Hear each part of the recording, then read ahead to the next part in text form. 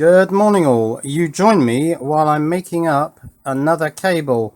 This one is an XT90, I suppose that's male, to XT60, so that goes from my power supply.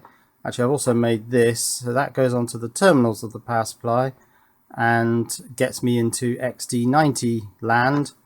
That will plug onto there, and then this goes to the ant miner. So I'm just going to do the heat shrink of these pieces of heat shrink, get them on there and take it out to the shed and get the miner on my 8-cell battery pack. Get these shrunk on. Fortunately, I remembered to put them on the wires before I did my final soldering.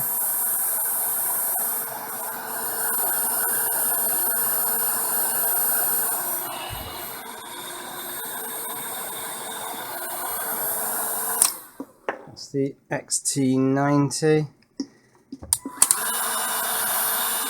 Oh, these are a bit looser, so I'll have to bias it downwards so that they don't slide up while they're being shrunk.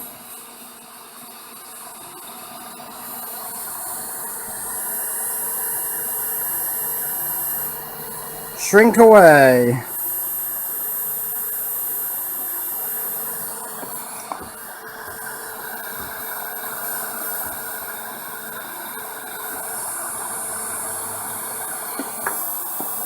Okay, I think that's done. Good. Those connectors I just made go here on the output of this buck regulator, which can do 15 amps, up to here, which is the board that I put an XT60 on for my miner. Here's the miner. It's plugged into Ethernet, and I took two of the boards out of it, so it's only running on one hashing board, and that's so that it would take a reasonable amount of power. And you can see from this unit that it's pulling 6.8 amps, about 80 watts, and the battery voltages have sunk down, as of course they would, to about 3.2 volts per cell. And in this instance, because I don't think this unit has a low voltage cutoff for the input supply. I don't think it does. I will check through the menus. So I'm relying on the BMS to cut the power. Now I also want this set so that when the power is restored, it doesn't automatically restart. So I'll take a look at that. Yeah, when the BMS cuts the power, then the miner will go off. And because this power supply won't self-start, it won't come back on again, and that will give the batteries a chance to charge up again from solar. Now, there's nothing connected to solar at the moment. That's something I've yet to do. It's been running for about half an hour now, and I'm planning to put a second hashing board in, because that would probably take it up to about 12 amps probably, 150 watts type of thing. One of the cells is down to 3.16, most of the others at 3.18, 3.19. So yes, because this is going to take about 3 hours, I guess, 250 watt hours in my battery pack, let's call it 240, 80 watts being drawn here in the purple. So 3 hours of running. I'm getting bored and it's quite cold in here. So I'm going to put a second hashing board in there and see whether the system can handle the additional power. So the first thing I've got to do is switch off the miner. So I'll press the on off switch on there. Shove the hashing board in. I can't film that because I don't have my tripod here at the moment. I'll just shove it in, connect it up, and then that should pull about twice as much power. Right, I put the second hashing board in and connected it up. That's this one here. That's the data cable, and that's the power cable. The cells have shot back up in voltage, of course, because there's no longer any load on them, so they're all saying 3.26 now. Okay, let's switch on the output. Now initially it won't take much power because it doesn't hash immediately. It has to go through a boot up phase where it tests the fan, so it'll run that up to full speed. I'll film the whole of that because it's quite interesting. It can be quite noisy. 3.6 watts at the moment. That's pretty much just the controller board, little board on here. The early Antminers actually had beagle bones, so they were off-the-shelf networking, or Linux boards I suppose, with networking. Then they started developing their own boards. Okay, so that's getting the fan ready for the fan test. There goes the fan test. And 100 watts. I'm quite surprised. So I think it's probably started hashing now. 14 amps. And of course the fan will slow down in a moment. But yeah, that's quite close to the limit of this power supply. Its fan has come on. So it's getting warm. That's eased off a bit now that the fan has run down to, yeah, pushing 13 amps. Well, that's okay, the power supply is capable of that. Now that's going to pull the cell voltages down more, 3.09, and the total running time should only be about an hour and a half now. It could easily be, because these are quite old cells, they've not been used much, but they are old. It could be about an hour, so I'll keep an eye on it. Now the discharge current on the BMS is, if this would focus, 20 amps. Now that's not, it's not quite as stone cold as it was. I mean, it was absolutely freezing before.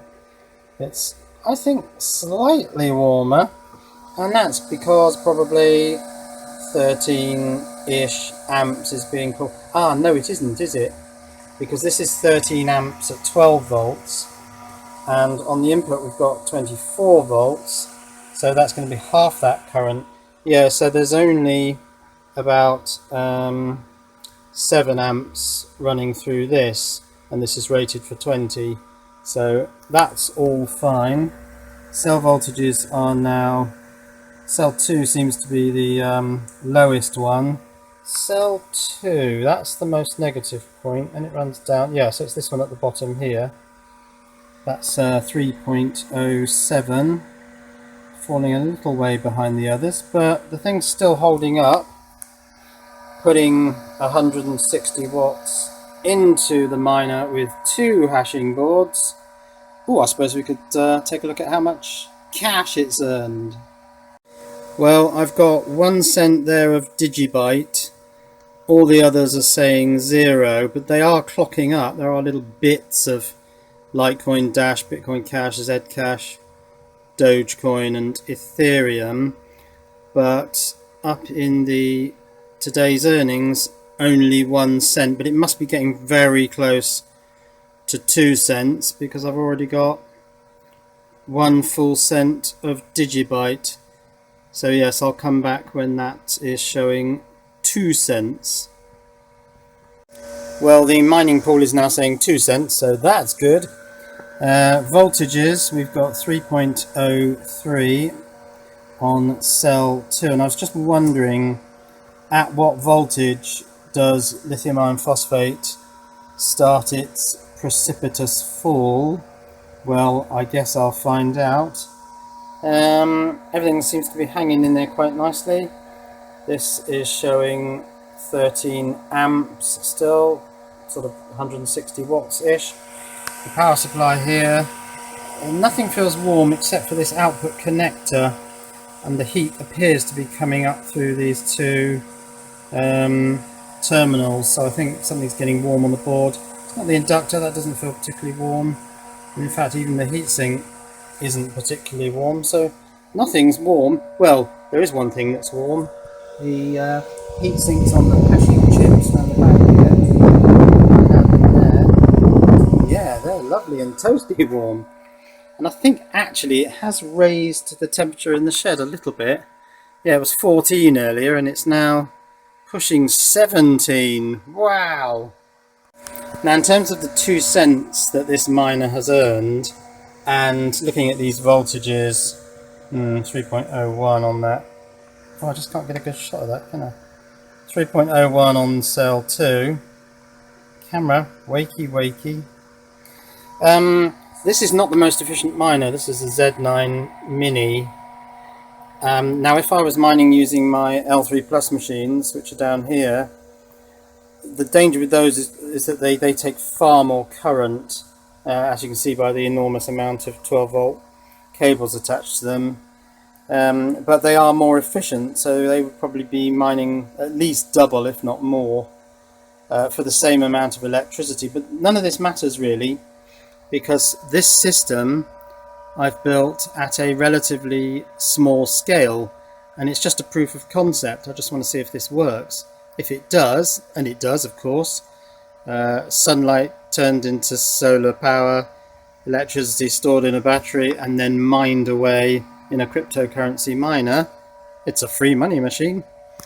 Yes, I'll build larger scale versions, and then I'm going to have a problem with where to put them. Now people have been saying it's not a good idea to rely on the BMS as your ultimate cutoff when solar charging. There's the solar, it's not actually hooked up yet. But actually I won't, because if you think about it, there's going to be a voltage monitoring device here which switches on the miner when the batteries get almost full and switches off the miner when the batteries get almost empty. So what will happen is the batteries will get almost full before the BMS has a chance to cut off because of over voltage, and then the miner will switch on, and after a minute or two will go into its high power mode where it's actually hashing, and that'll pull the voltage of the cells down. And it'll also, when the voltage monitor detects the battery voltage is getting low and turns the miner off, that'll also protect the cells from going so low that the BMS is having to do the work of switching off the load in order to protect the cells from going to too low a voltage. We've got 2.98 on that. Is that starting to accelerate downwards? So there will be at least 2 things that, well, the miner itself should prevent the BMS having to do the switching. There is just one caveat to that, and that is that if the miner can't see the server on the internet, the mining pool server, it won't fire up its hashing chips. So there is an instance where the miner could fail to pull sufficient current, and then yes, it would be the BMS that cuts the solar off to the battery. What I think I really want actually is a BMS that isn't this common port. Thanks for explaining what common port is. I really want one that has separate charge and discharge ports. I might look for that. Well, the BC8S checker is now reporting only 10% of the battery left. Average cell voltage is 2.96, but one of them is low at 2.85. That'll be cell 2. Let's flick across to that. And yeah, top right hand corner, cell 2, 2.84. That is starting to fall away now. So it looks like we've got a weak cell, or a low capacity cell, cell 2, this one down here, because that's starting to fall more rapidly now. I'll come back when it gets to about, I don't know, well, when it starts to really speed up. 2.65 on cell 2 now, and cell 1 isn't far behind. So most of the electricity in these LiFePO4 cells has been converted into money. And there is a big advantage in converting electricity into money, because it's actually quite hard to store electricity. You need this expensive kit. It's actually very easy and cheap to store money. When these cryptocurrencies are on the blockchain, you don't get charged anything for storage, and you can store any amount and it doesn't get more expensive the more you want to store, which it does with electricity. And in fact, if you get certain types of cryptocurrency, not only is it free to store it, but you actually also get paid interest. So they pay you to store it. So it definitely makes sense to me. If you've got excess electricity that you simply don't have anywhere to put, mine it into crypto and store it as cash. I think it makes a lot of sense. So 2.58. So when's this BMS going to drop out? 2.57. I need to be there, otherwise we can't see the numbers. Now I'm guessing, based on the fact that when it was charging it didn't cut out until 2.75, I'm guessing this might go all the way down to about, well, it could be 2.4, 2.3. It could be a very low voltage. I'll just keep chattering and filming. I might edit bits of this out because it could get quite boring. Incidentally, if you're wondering why the colour of the bench is now all yellow, it's because I turned off the cool white LEDs because they were causing a nasty reflection in the screen of this battery checker. Okay, so we're down to 2.5 volts. The BMS hasn't cut out yet. I suspect it'll allow cell 2 to go a fair bit lower. We'll see how low it goes. Just briefly over here, still got 13.3 amps, 160 watts going into the miner. I've no doubt you can hear the miner fan whirring away. 2.47. And the other thing on here, of course, is that the input voltage at the bottom there, 21.2 volts. Now that slowing down of the miner fan is nothing to do with electricity, that's about temperature. It's not very warm in the shed, so the fan doesn't have to run very fast to keep the hashing chips cool. 2.44. I'm thinking about, well, at the top end it was a volt over, wasn't it? Sorry, it was 0.1 of a volt over. So this should cut out at about 2.4 if it's going to do the same at the bottom as it did at the top. And that'll kill the power supply, kill the miner, the fan will slow down and stop. The cell voltages should then recover fairly quickly, which may turn the BMS back on. What we don't want is for the power supply to auto restart and turn the miner back on, because then that'll end up in a nasty cycle at the bottom of the battery pack's energy curve. 2.36. What is this daily BMS doing? When is it going to cut out? 2.34. Maybe it'll be 0.2 below 2.5. Actually, is 2.5 the bottom voltage for lithium iron phosphate? I thought it was. And this is going to go all the way down to 2.3 by the look of it.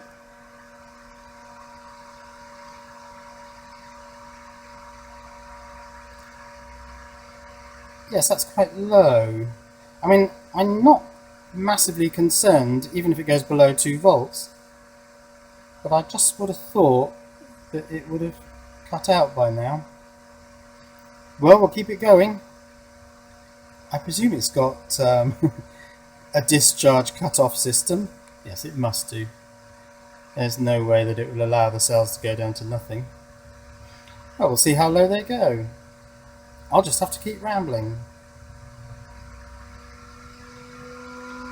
And once again, the miner fan has sped up, not because of any voltage change.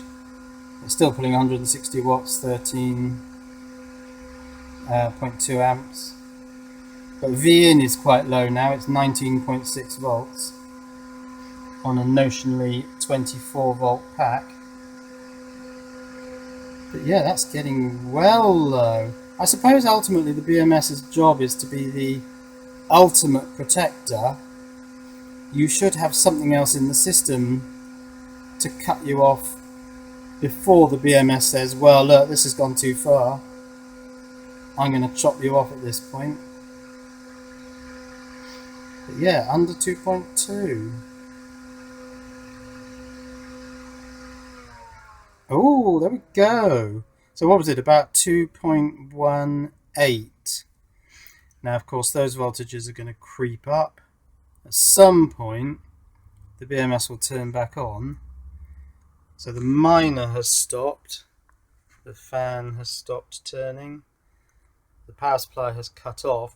When the BMS decides to turn back on, when these cell voltages creep up high enough, if indeed they do, there may be quite a large hysteresis at this bottom end. We don't know, but what that'll do is turn this PSU back on, but hopefully it's set so that it doesn't enable the output. And if it does, it doesn't matter, I'll just shut it off. But yeah, I'd rather it just came on and these cells were able to recover. And then, of course, the next phase of the cycle is to get the solar panel back on the cells, get them charging back up again. Not going to happen today because it's a bit overcast. Well, they will charge, but they'll charge slowly. Well, we've got 3 volts across the board, and the BMS has not... Oh, the BMS is warm, actually. It's just off the chill now, particularly on that right-hand end. A bit cooler over there. Yeah, it got a little bit warm. Yes, I suppose it would, because as the voltage of this went down, this, of course, is trying to provide a constant power to the miner, so the current at this end would have started to creep up. So that's perhaps why it's got warm. But it hasn't actually turned back on yet. I'll come back when it does. Well, the cells have recovered to, the lowest one is 3.18, and the BMS hasn't actually turned back on. But then this should be programmed to say, no, that sort of rise of voltage is not indicative of these things being charged. So I'm not going to turn back on. Maybe if I take the load to the power supply off.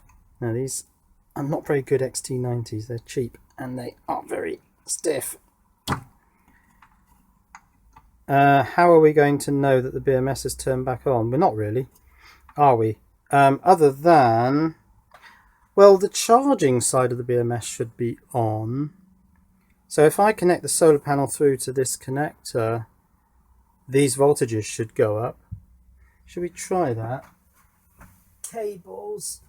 1, 2. Let's connect negative of the solar panel. Like I say, it's pretty overcast today.